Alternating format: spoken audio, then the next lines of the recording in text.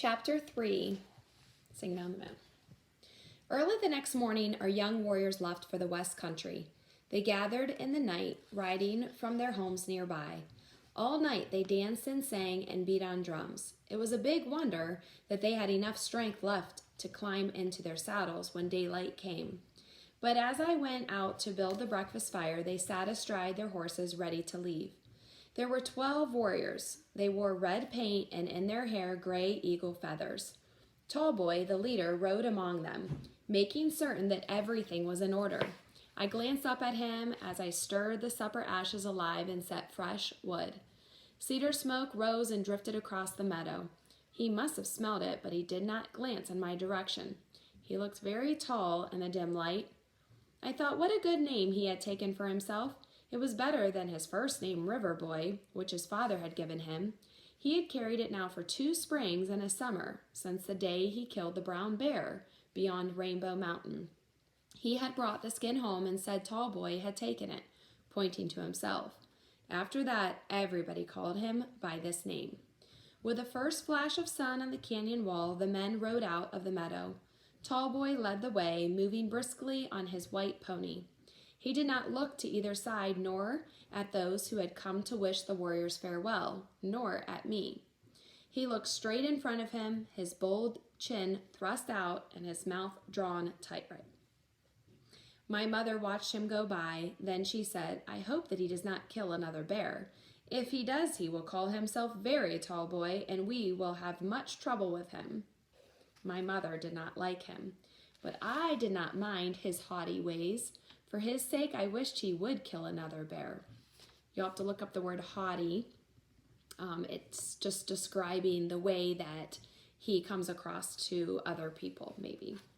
The warriors reached the end of the meadow, and Tallboy led them across the stream. On the far bank, he turned for a moment and glanced over his shoulder, then raised his hand. I thought he might be waving at me, so I waved back. I watched until he disappeared, and the sound of hoofs died away. After breakfast, I drove my sheep to the mesa. White Deer and Running Bird were already there with their flocks. When the sheep had settled down, we sat under a tree and talked about the warriors. We talked and laughed together all the morning. At noon, the 2 girls left to move their flocks. An eagle was soaring overhead on a wind that did not blow here on the mesa, and I watched until it drifted out of sight. A herd of white-tailed antelope came to graze among my sheep. I was driving them away when I heard Running Bird call. She was standing on a ledge that jutted out over the canyon. She pointed down with 2 quick thrusts of her hand. As I ran toward her, I heard the sound of a gun. I went to the ledge where she stood and gazed down into the canyon. Far below, moving along the river, was a line of horsemen. There were 10 of them. They were not Indians. They carried long rifles slung to their saddles, and their hats were broad-brimmed and turned up at one side. They were white soldiers who lived to the south of our canyon at Fort Defiance. I knew them because they had ridden through our canyon on a day last summer. "What shall we do?" Running Bird said. She was frightened. "Shall we hide?" I was frightened too, but I said calmly, "No, let us stay here and watch." "Last summer they threatened to come back and burn our village," Running Bird said. "They are back. They would burn our village if we did not keep the peace, is what they told us. We have kept the peace. But our warriors are away now on a raid," said Running Bird. "They have gone to raid our enemies, the Utes," I said. "That is different from raiding the white men." As we watched, the first of the soldiers came to the village. He got off his horse and went to the hogan where Old Bear lived. Dogs were barking, but there was no other sound in the village. Then Old Bear came out of the hogan and greeted the soldier, and they went inside. It'd be something neat for you guys to do if you looked up the word hogan to see what they actually looked like. The other soldiers sat on their horses and waited. I'm at the top of page 16, with their rifles held across their laps. On the barrels of their rifles were fastened long, sharp-looking knives. That is why we always called them the Long Knives. The sun crawled up the sky. It was a long time before the long knife came out of the hogan. We watched while he mounted his horse, and the 10 rode away, one by one, out of the canyon. Not until they were far out of the plain, until they were a small cloud of dust, did my people come out of their houses. Running Bird said, "I want to go down and learn what the long knife told Old Bear." She grasped my arm. I held back, remembering the time I had left the sheep when the storm came. You go, I said. I will watch your sheep until you return. She ran across the meadow and disappeared. I heard the clatter of stones as she went down the trail.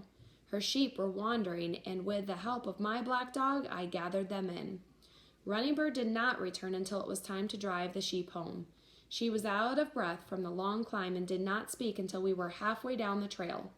I had to ask her twice what the long knife had said to Old Bear before she answered me. She asked Old Bear, she said, "Where are your warriors?" Old Bear told him that they were in the north, hunting in the north country. And the long knife said that was good, but if they were not hunting, if he learned that they were on a raid somewhere, he would come back and burn the houses and kill everyone in the village. Even the women and children he would kill, even the sheep and the dogs. That was the last thing he said to Old Bear. What did Old Bear say? I asked her. He said that he would keep the peace. He would keep it unless our village was attacked by the Utes or the Spaniards or our other enemies. Then he would fight as he had fought before when they had come to plunder us. I hope Tallboy does not raid among the Utes, I said. Or if he does, White Deer said, the soldiers will never hear of it.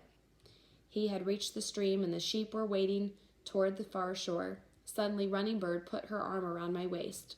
Tallboy is very brave, but not foolhardily, Running Bird said. He will come back safely and he will not bring back a Ute girl.